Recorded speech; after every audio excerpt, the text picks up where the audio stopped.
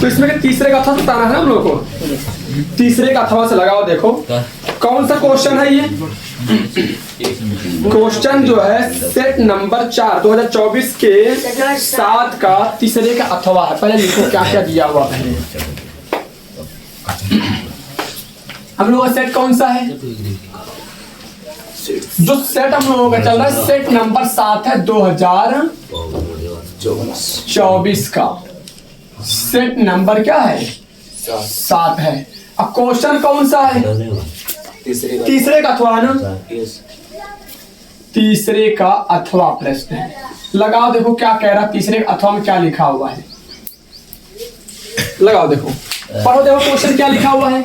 समझ में आ रहा है? क्वेश्चन पढ़ने पर लग जाएगा, हो बहुत आसान है। अब क्वेश्चन नहीं लगेंगे तो कब लगेगा? अब इतने सेट लगा चुके हम लोग कह रहे हैं। एक लंबवृत्त के शंकु की तिरछी ऊंचाई कितनी है? 13 करके लिखा हुआ है। त्रिज्या पूछा क्या है? 13। ये किसका मान दिया हुआ है? एक कोई शंकु है, एक कोई अच्छा मार्कर नहीं चल रहा, सही सही वाला मार्कर उठा लेते हैं लोग। एक कोई शंकु है जिसकी तिरछी ऊंचाई का मान कितना दिया हुआ है? ये कौन सी ऊंचाई होती है? ये होती है साधारण ऊंचाई जिसको लिखते हैं h से, और ये क्या होती है? त्रिज्या, जिसको क्या लिखते हैं हम? r से लिखते हैं। और शंकु की एक और ऊंचाई होती है जिसको हम क्या बोलते हैं? l, यानी कि तिरछी ऊंचाई का नाम देते हैं हम। तो किताब में बोला हुआ है कि तिर्यक ऊंचाई कितना दिया है? 13 सेंटीमीटर। तो ये किसका मान दिया हुआ है? l का मान दे रखा है। और कुछ कहा है ना, और कुछ ये कहा है कि यदि उसका क्षेत्रफल कितना हो, पृष्ठ क्षेत्रफल कितना हो? 90 पाई। इसका पृष्ठ क्षेत्रफल जो हो 90 पाई हो, तो क्या पूछ रहा है बताओ? बताओ लाल। 90 पाई। तो इसके आधार का व्यास निकालना है, मतलब इस शंकु के आधार का व्यास निकालना है। तो व्यास तभी निकलेगा जब हमें क्या पता होगा? ये त्रिज्या पता होगा। बस आधार को क्या कर देंगे, सॉरी, जब त्रिज्या पता होगा त्रिज्या को क्या कर लेंगे हम लोग? दोगुना कर लेंगे, व्यास आ जाएगा। मतलब व्यास का मान निकालना। व्यास को किससे लिखते हैं? व्यास को किससे लिखा जाता है? डी से। डी का मान निकालना हमें पता है। व्यास का सूत्र क्या होता है? अगर व्यास निकालना है तो व्यास के लिए सूत्र भी पता होना चाहिए, दोगुने त्रिज्या होती है। बस त्रिज्या पता हो जाए तो लाकर रख देंगे, व्यास आ जाएगा, खत्म। निकाल देते हम। कहां से निकालेंगे हम? पहले त्रिज्या निकालना पड़ेगा हमें। बताओ जरा, खुद सोचो कि अगर इस शंकु का क्षेत्रफल अगर इतना है और इसकी तिरछी ऊंचाई अगर 13 करके है, तो उसकी त्रिज्या कितनी होगी जिसके हिसाब से क्षेत्रफल 90 पाई करके आ रहा है? बोल सकते हो? तो निकालते हम लोग। शंकु का पृष्ठ क्षेत्रफल फार्मूला क्या होता है? शंकु का पृष्ठ क्षेत्रफल का जो सूत्र होता है वो क्या होता है? पाई आर एल। शंकु का क्षेत्रफल कितना दिया हुआ है? इसका टोटल हल कैलकुलेशन करके दिया हुआ, इसको टोटल हल करके दिया हुआ। इसका क्षेत्रफल कितना है? 90 पाई बराबर पाई आर एल। एल का मान कितना है? 13 है। आर का मान निकालें तभी तो व्यास निकलेगा। पाई से पाई कट जाएगा, 90 बराबर 13 आर हो जाएगा। 13 आर का मान निकालेंगे, 90 के नीचे जाएगा, 13 हटाना पड़ेगा ना यहाँ पर। जब भी किसी का मान निकालना होता है तो संख्या को हम हटाएंगे, और हटाएंगे तो ये कहाँ से हट रहा है? गुणांक से बटे जाएगा। काटेंगे तो क्या वाला कटेगा? 13 सत्ते 13 छंग 78, 13 सत्ते 91 ज्यादा हो जाएगा। तो 13 छंग 78 कितना बचेगा? 12। पॉइंट लगाएंगे तो 120 हो जाएगा। 12 120 13 ना भैया। लगभग में देखो 6.9 आया ना, 6.9 आर करके आया। मतलब अब 6.9 आ चुका है तो ये लगभग में किसके बराबर लिखा जा सकता है?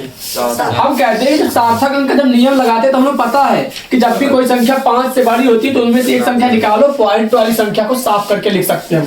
तो देखो 5 से जाता है तो इसको क्या करते हैं? इनमें से एक संख्या निकाल के लाकर लिख दे। तो ये क्या हो जाएगा? 6 में 1 जोड़ लेंगे और निकाल के तो 7 बराबर क्या हो जाएगा? आर। तो ये हमारे पास आर का मान आ चुका। जब आर आ गया, आर मतलब क्या आ चुका? त्रिज्या आ चुका है। तो व्यास निकालते। व्यास क्या होता है? त्रिज्या को दोगुना कर दो। तो d बराबर दोगुने, त्रिज्या कितनी है? 7। तो कितना आएगा त्रिज्या से?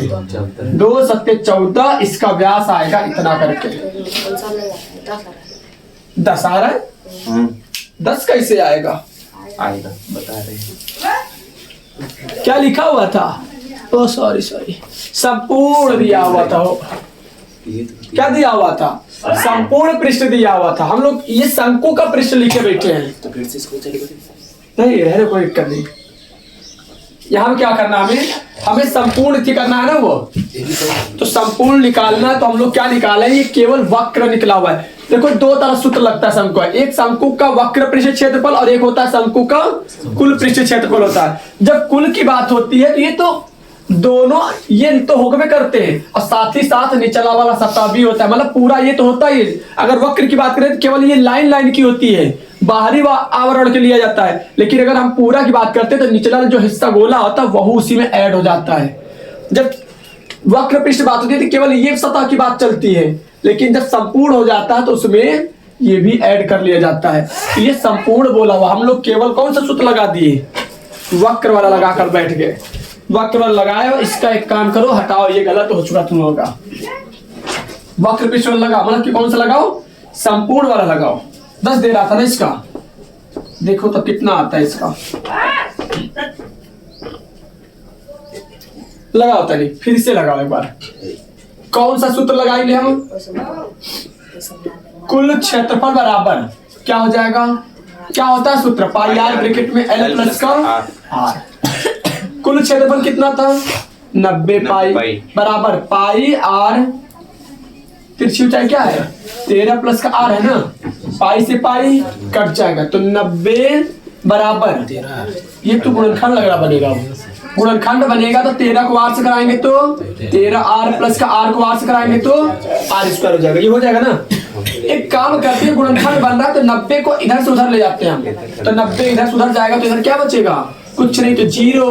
13 आर प्लस का आर स्क्वायर, 90 गया उधर तो प्लस से क्या हो जाएगा उधर माइनस हो जाएगा, तो ये आएगा 0 बराबर, सही ढंग से लिख लेते तनी इसको अब, आर स्क्वायर प्लस का 13 आर माइनस का 90 बराबर 0 इधर ना लिख करके 0 का उधर कर देते हैं, तो ये हमारे पास आएगा। अब गुणनखंड बन गया, तो ऐसी कोई संख्या बताओ जिसको गुणा करने पर 90 आता हो, घटाने पर 13 आता हो। 18 पंचे 90 हो जाएगा, तो लिख दो आर स्क्वायर, आर यहाँ पे लिख सकते हैं 18 माइनस का 5 और माइनस का 90 बराबर 0। कितना आएगा आर स्क्वायर, अंदर गुणा करा दो, आर स्क्वायर प्लस का 18 आर और माइनस का 5 आर माइनस का 90 बराबर 0। कितना आएगा फिर यहाँ पर कॉमन कुछ हो रहा है, आर कॉमन करेंगे तो आर प्लस का 18 माइनस 5, इसमें से माइनस 5 आएगा दोनों में से, तो माइनस 5 बाहर करेंगे तो आर प्लस का 18 बराबर 0।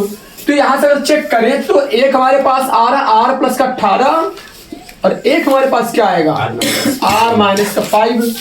तो ये वाला मान तो माइनस में दे देगा, इसलिए इसको हम लेकर काम में नहीं ले आएंगे। हम हमारे पास जो काम में आने वाला वो माइनस वाला है, क्यों, क्योंकि हमें यही देखने पता लग रहा है जो प्लस होगा वही लेकर चलो, तो हमें कौन सा देखने प्लस आएगा, तो यही प्लस ले आएगा। तो आर बराबर कितना आ जाएगा 5। जब त्रिज्या आ चुकी है तो व्यास किसको कहा जाता है, सूत्र हमें पता है, दोगुने त्रिज्या होती है व्यास का फार्मूला।